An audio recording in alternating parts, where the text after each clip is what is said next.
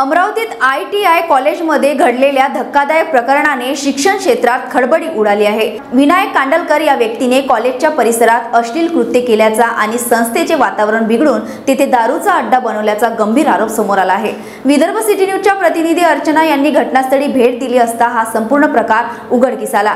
कॉलेजच्या परिसरात चालणाऱ्या या गैरप्रकारामुळे विद्यार्थ्यांचे शैक्षणिक वातावरण बिघडले असून पालक वर्गात तीव्र नाराजी आहे। या संदर्भात स्थानिक नागरिकांनी विद्यार्थी यांनी प्रशासनाकडे तक्रार दाखल करत दोषींवर कठोर कारवाईची मागणी केली आहे।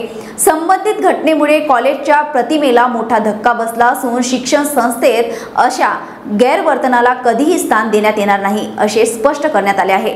स्थानिक पोलीस आणि शिक्षण विभाग यांना तातडीने त्याची दखल घेऊन दोषींवर कायदेशीर कारवाई करणे आवश्यक असल्याचे नागरिकांनी सांगितले आहे।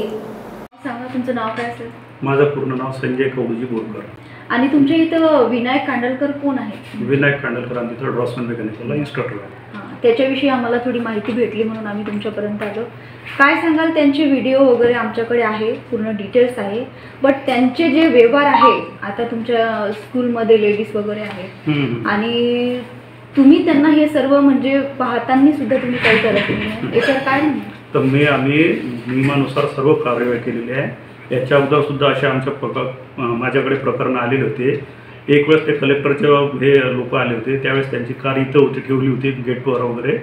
तर त्यावेळेस त्यांची कंप्लेंट आल्यामुळे मी त्यावेळेस ते आपलं हे आहे की नाही, यावेळेस तिथं आतमध्ये कार आणू नये असं हे ॲक्शन घेतलेली आहे।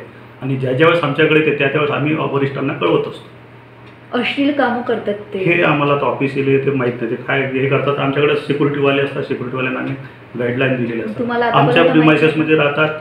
आम्ही वरिष्ठांना कळवलेलं आहे, ते उलट क्वार्टर खाली करायसाठी सुद्धा आम्ही त्यांना लेटर दिले। खुलेआम करत आहेत ना ते आमच्यापर्यंत। आता हे पहिली माझ्याकडे 11 तारखेपासून चार्ज झालेला, आता मला माहीत झालेलं आहे। हे ऑफिस हे तर माहीत नसते ना आतमध्ये काय वगैरे चाललं। तुम्ही काही केलं नाही तर तो फायदा उचलणार ना, याच्यावर काय बोलाल तुम्ही? नाही, आम्ही ॲक्शन घेऊन आमच्यापर्यंत जर आलं तर निश्चितच ॲक्शन घेऊन मी वरिष्ठांना कळवू।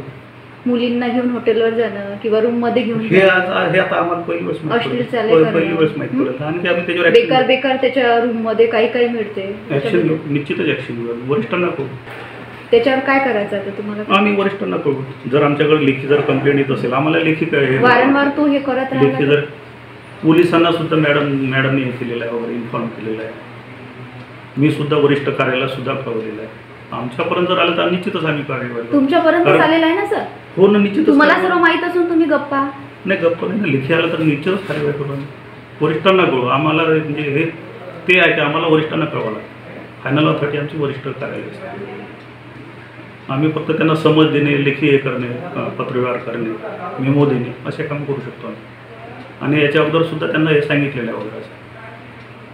त्यांचा 6 महिने पगार सुद्धा थांबवला होता, असे ॲक्शन घेतलेली आहे। तुम्ही सगळ्यांना रिक्वेस्ट करा त्यांच्याविषयी, अश्लील होते तुम्ही रिक्वेस्ट करा, त्यांच्याशी बोला, नका ठेवू। काही प्रॉब्लेम नाही, करता येईल। परिणाम वेगळा पडते ना। ठीक आहे, करता येईल, वरिष्ठ कार्यालयाने करून देऊ। रिटर्नमध्ये जर आलं तर फारच चांगलं,